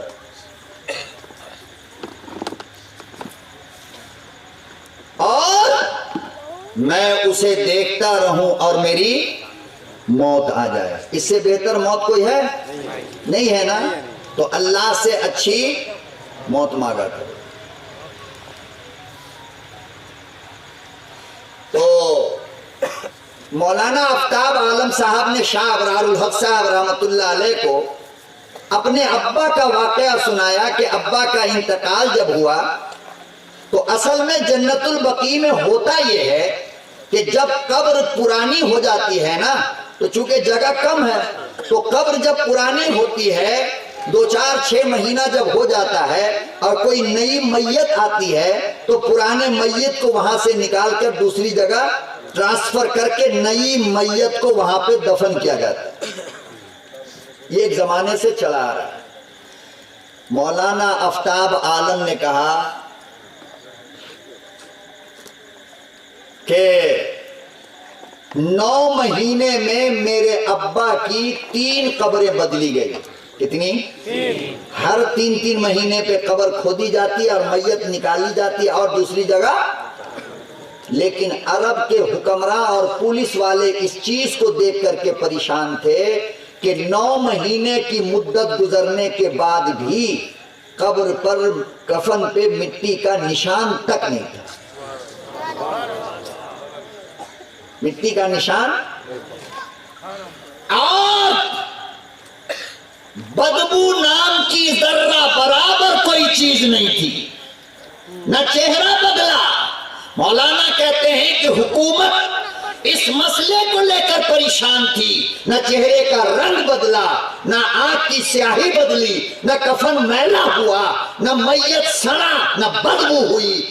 پولیس والے، پولیس محکمہ کے لوگ، عرب حکمراں کے لوگ مولانا کے گھر آ گئے اور کہا کہ بھائی اتنا بڑا اللہ والا جب کوئی بندہ تھا تو تم نے عرب حکومت کو اطلاع کیوں نہیں دیا کہ ہم ان کے شایان شان ان کے کفن دفن کا انتظام کرواتے؟ مولانا کہنے لگے ہمیں کیا معلوم کہ ان کا کون سا عمل اچھا تھا، ہمیں کچھ بھی نہیں معلوم۔ پولیس والوں نے کہا آپ چھپا رہے ہو، سچی بات بتاؤ۔ اب سروس ہو رہی ہے مولانا آپ کے میں دیکھ رہے ہیں۔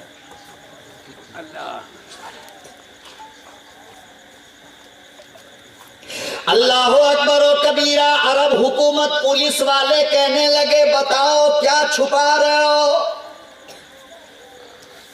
مولانا آفتاب عالم मौलम साहब ने शाह साहब को ये वाकया सुनाया। मैंने कहा ओ पुलिस वालों, ओ मदीने वालों, मेरे अब्बा का अमल तो खास कोई न था।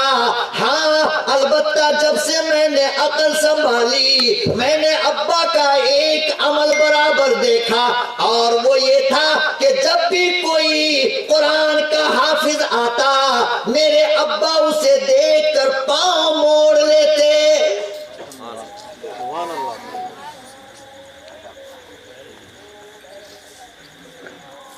फरमाया पूरी जिंदगी में कभी भी किसी हाल में भी कुरान करीम के हाफिज की तरफ पांव न फैलाया।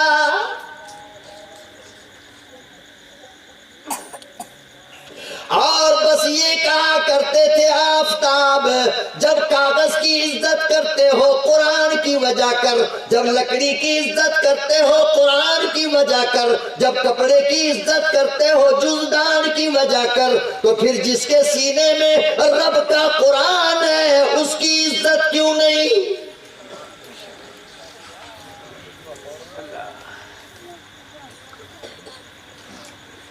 कहने लगे हाफिज कुरान सरापा कुरान होता है, अल्लाह का कुरान उसके सीने में होता है, लिहाजा कागज पे लिखे हुए कुरान से ज्यादा इज्जत कुरान के हाफिज की हो।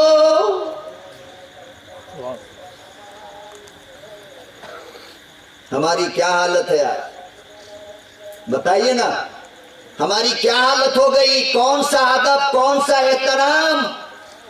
मस्जिद में कहेगा जाकर के नियत करता हूं मैं 4 रकात जोहर की नमाज और 3 रकात फजर की नमाज, है ना?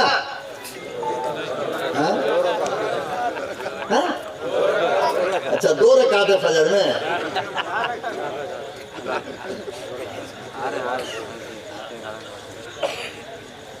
तो क्या कहता है? नियत करता हूं मैं 2 रकात फजर की नमाज इस इमाम के पीछे, है ना? अब मस्जिद से जहां निकला बाहर वलीमा खाने, तो सदर साहब आगे आगे, इमाम साहब पीछे पीछे। अरे बाबा, जब इतनी अजीम इबादत नमाज में इमाम को आगे रखते हो, तो जो 2-4 टुकड़ा मटन के लिए यहां तुम आगे क्यों चले गए? इमाम को रखना था ना, वो तो हर जगह हमसे आगे रहनी चाहिए ना। यही मकाम है उलमा का, और यही मकाम है कलाम मुकद्दस के हाफिज का, और यही मकाम है तुम्हारे महल्ले के इमाम का, और यही मकाम है लोगों तुम्हारे मदरसे के बच्चों।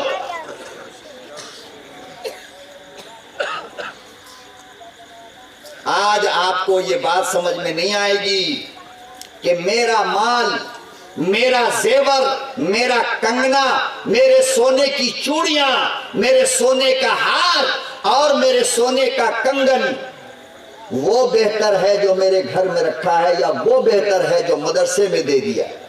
ये आज समझ में नहीं आएगा, मरने के बाद समझो। मैं कहता हूं सुनो, ताज पैलेस के अंदर जाकर के, ताज पैलेस मालूम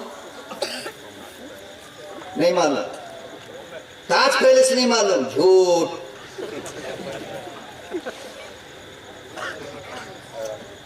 अरे हमारा बच्चा अथर लेकर के गया था ताज पैलेस में, बदनसीबी से वो टाइम कुछ बना हुआ नहीं था वहां, बेचारा बहुत शौक से ले, बेंगलोर से आते हैं। आप ताज पैलेस में जाकर के मंदी खाओ 1400, 1500, 1600 की, ठीक है? बाहर निकल करके मौलाना उमर से मसला पूछो, मौलाना मैंने जो 1600 की मंदी खाई तो हमको सवाब मिलेगा या नहीं मिलेगा? मौलाना क्या कहेगा? अरे बोलो ना, सवाब मिलेगा? लेकिन खुदा की कसम, उसी ताज पैलेस से एक बिस्किट 2 रुपये की खरीद करके तुम लाए, अब्दुल्ला इब्न अब्बास का एक तालिब इल्म तुमको गेट के बाहर मिला, तुमने उसके मुंह में वो बिस्किट डाला, मुस्तफा ने फरमाया कि जमानत मैं लेता हूं कि इस एक बिस्किट के बदले तुम्हें 10 बिस्किट अल्लाह अता फरमाएगा।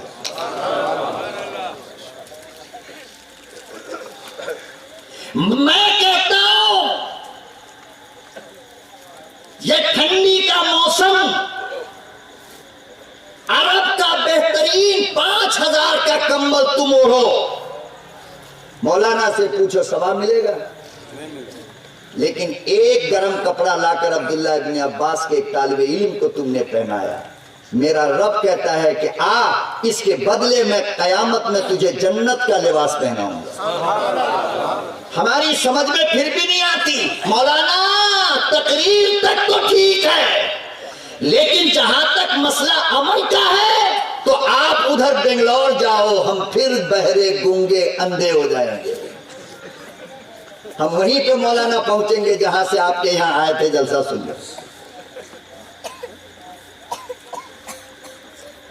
تو پھر فائدہ کچھ نہیں، جیسی جی رہے ہو جیتے رہو۔ مدرسے کی عظمت، مدرسے کا وقار، طالب علم مہمانان رسول، ان کی عظمت اور ان کے وقار کو اپنے سینے سے لگاؤ مسلمانوں۔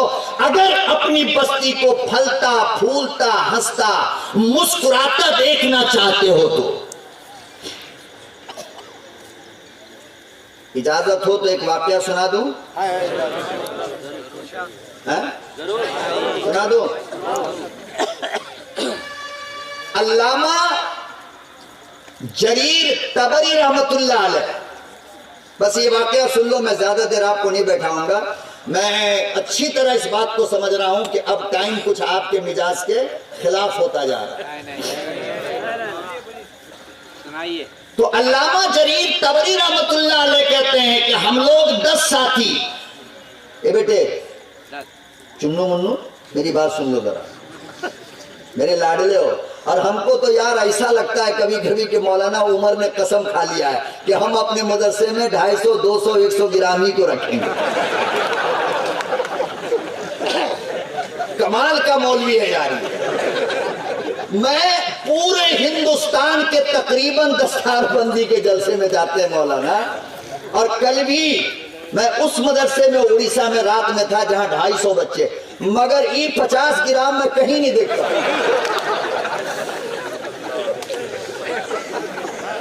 یہ اللہ کا بندہ کہاں کہاں سے چھانٹ چھانٹ کے منگاتا ہے، خدا جانے، سمجھ میں نہیں آ رہا ہے۔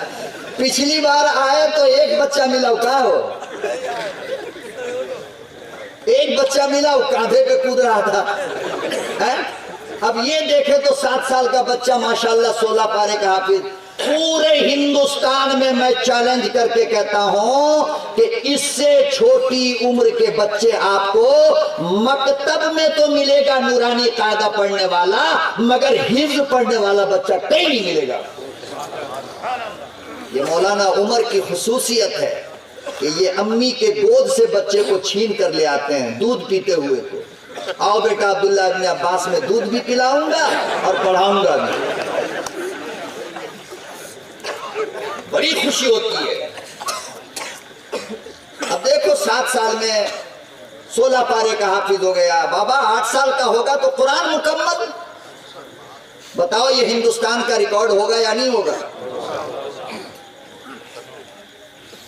بس آپ لوگ ساتھ دو، بات سمجھے؟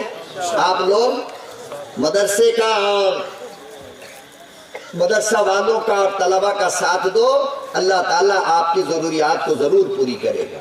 یہ آپ ہی کی امانت ہے، یہ اپنے سانچے میں اس کو ڈھال کر کے خوبصورت زیور بنا کر کے آپ کو واپس کر دیں گے، لو یہ تمہاری امانت ہے۔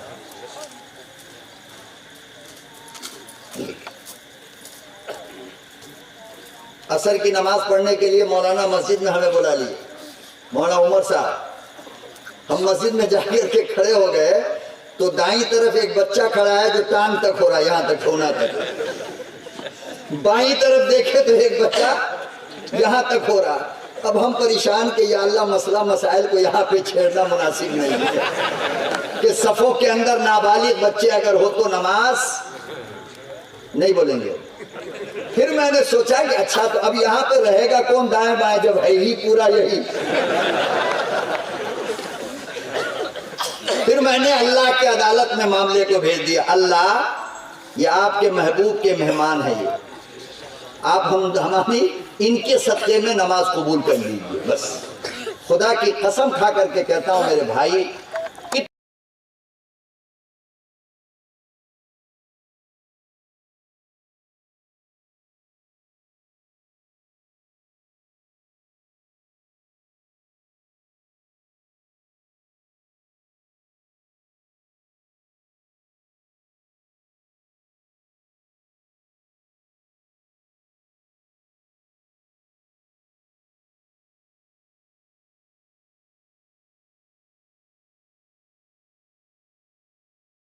یہ صرف انسان کا کمال ہے.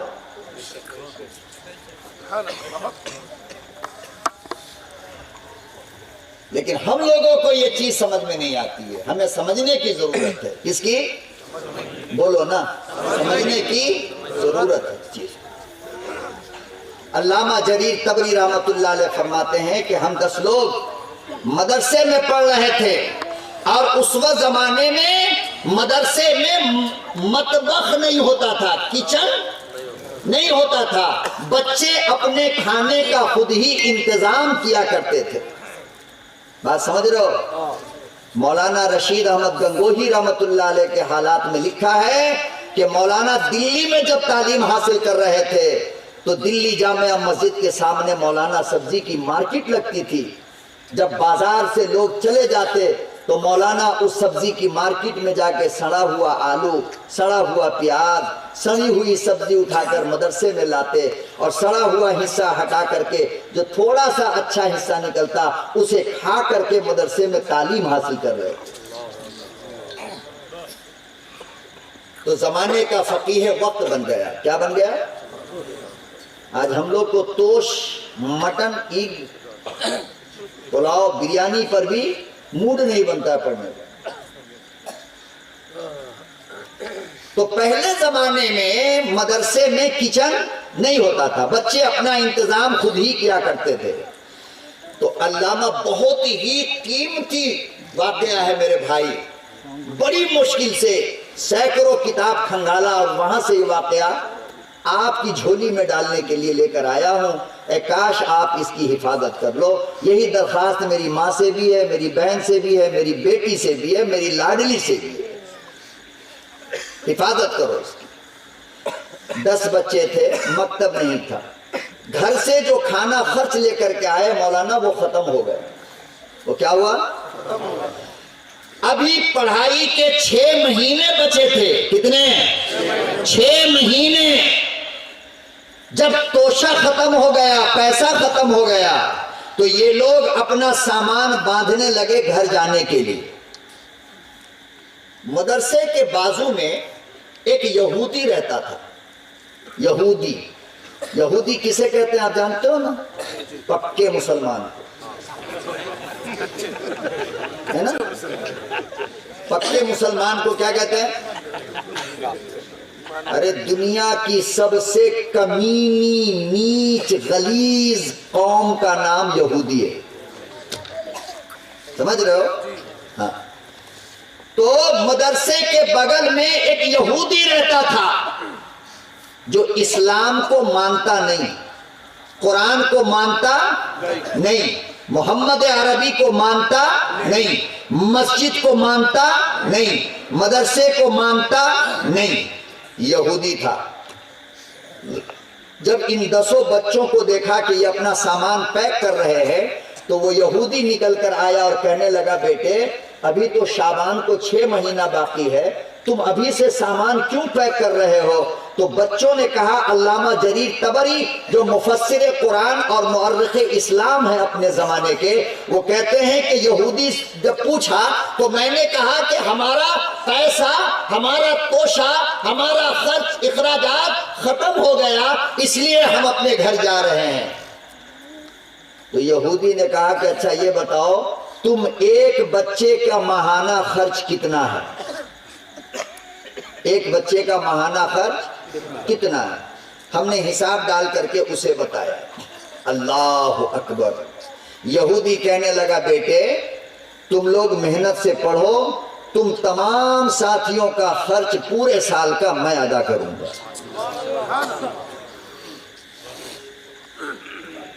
تمام ساتھیوں کا پورا خرچ میں ادا کروں گا. کہنے لگا کیوں؟ اللہ اکبر. یہودی کہنے لگا, میں توریت کا عالم ہوں, میں نے توریت میں پڑھا ہے کہ سب سے بہترین صدقہ وہ ہے, سب سے بہترین کمائی وہ ہے جو دینی مدرسوں کے بچوں پہ خرچ ہو.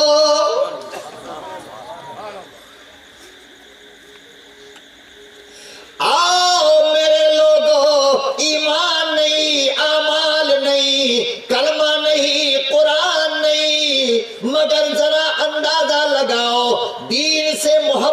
کتنی ہے؟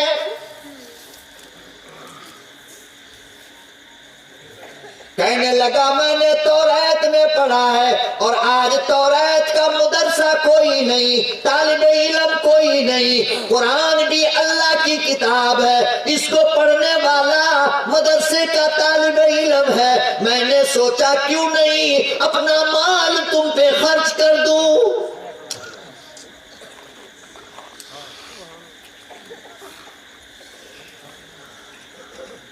ہم لوگ کنجوس ہو گئے۔ کیا ہو گئے؟ کنجوس۔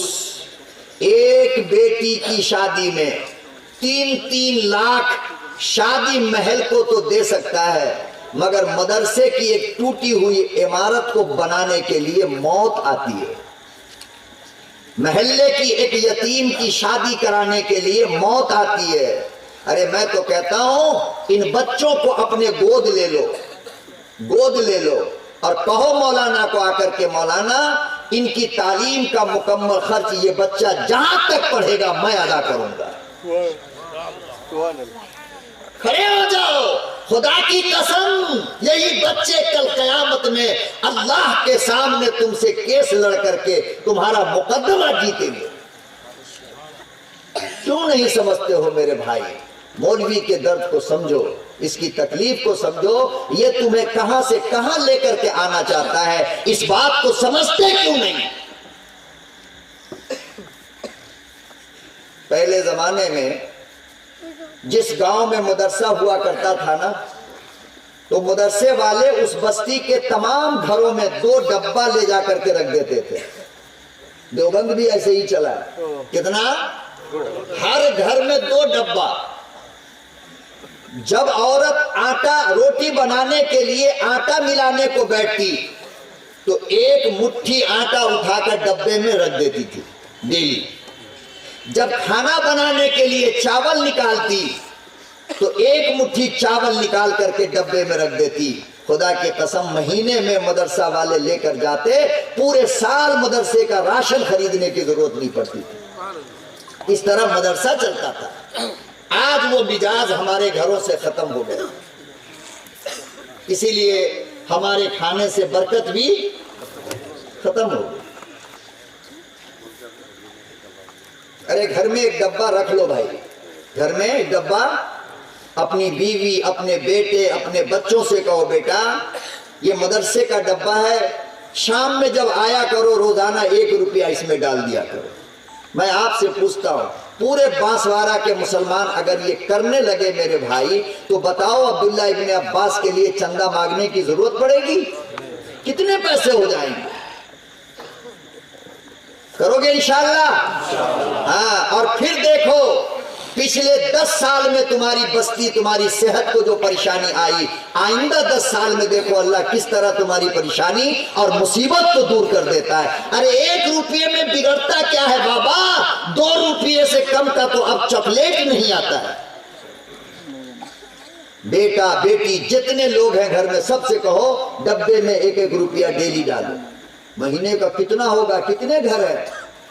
اس طرح ہمارے دینی ادارے آرام سے چل سکتے ہیں اور ہمارا گھر بھی خیر برکت بھلائی کا مرکز بن جائے گا۔ کرو گے نا انشاءاللہ؟ ضرور۔ تو یہودی کہنے لگا میں نے کتاب میں پڑھا ہے کہ طالب علم پہ خرچ کرنا یہ سب سے بڑا صدقہ ہے، لہذا میں نے آپ کی تعلیم کی ذمہ داری لے لی۔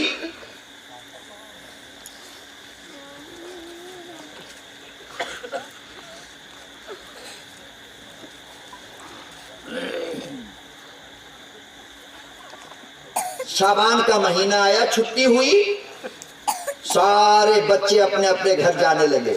علامہ جریر طبری رحمت اللہ علیہ کے ساتھیوں نے کہا کہ کام کرو نا، گھر بعد میں جائیں گے، پہلے چلو عمرہ کر کے آتے ہیں۔ کیا کر کے آتے ہیں؟ عمرہ کر کے۔ پیدل ہی نکل گئے عمرے کے لیے۔ وہاں جا کر کے بیت اللہ کا جو طواف کر رہے تھے تو دیکھا کہ وہ یہودی بھی طواف کر رہا ہے۔ کون؟ وہی علامہ جریر طبری کہتے ہیں میں کھڑا ہو گیا، کہ جب یہ طواف سے فارغ ہوگا تو میں اس سے پوچھوں گا کہ یہ حالات کیسے بنے تمہارے، تم تو یہودی ہو نا؟ علامہ نے پوچھا طواف کے بعد، جواب سنو۔ یہودی کہنے لگا بات تو صحیح ہے، مگر سنو جب میں نے تمہیں پیسہ دیا اور جب پیسہ دے کر تمہارا خرچ اٹھاتا رہا، ایک رات خواب میں اماموں کا امام آمنہ کا یتیم آیا، سبحان اللہ، آ کر کہنے لگا اسلام مبارک ہو، سبحان اللہ، ایمان مبارک ہو۔ وہ نورانی چہرہ جو مجھے مبارکباد دے رہا تھا وہ کبھی جھوٹا نہیں ہو سکتا۔ میں صبح سویرے اٹھا، اپنی بیوی سے جا کر پورا واقعہ بیان کر دیا۔ میری بیوی کہنے لگی اللہ کی قسم یہی خواب آج میں نے بھی دیکھا ہے۔ 17 لوگ تھے، ممبر تھے ان کے گھر میں، کتنے؟ میاں بیوی اور باقی بچے۔ 17 کے 17 نے کہا کہ اللہ کی قسم میں نے بھی یہی خواب دیکھا ہے۔ تو کہا کہ جب سب نے دیکھا تو چلو پھر اس مصطفیٰ کی غلامی کر لیں، اشہد اللہ الہ الا اللہ۔ بانسواڑہ والو، میں تم سے پوچھنا چاہتا ہوں کہ اگر طالب علم کی فکر یہودی کرے تو ایمان مل جاتا ہے، تم اگر ان کی فکر کرو گے تو رب جنت نہیں دے گا؟ اللہ عمل کی توفیق عطا فرمائے۔ وآخر دعوانا ان الحمدللہ رب العالمین۔